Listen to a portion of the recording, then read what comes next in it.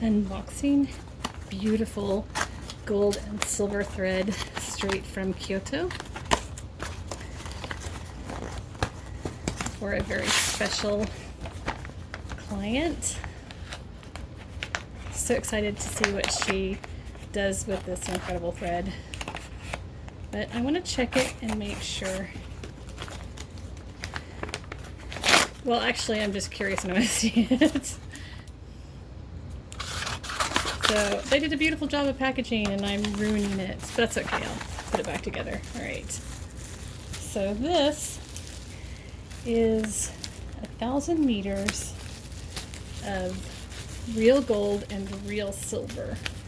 And the size is 0.35 millimeters. And this is one of the top qualities.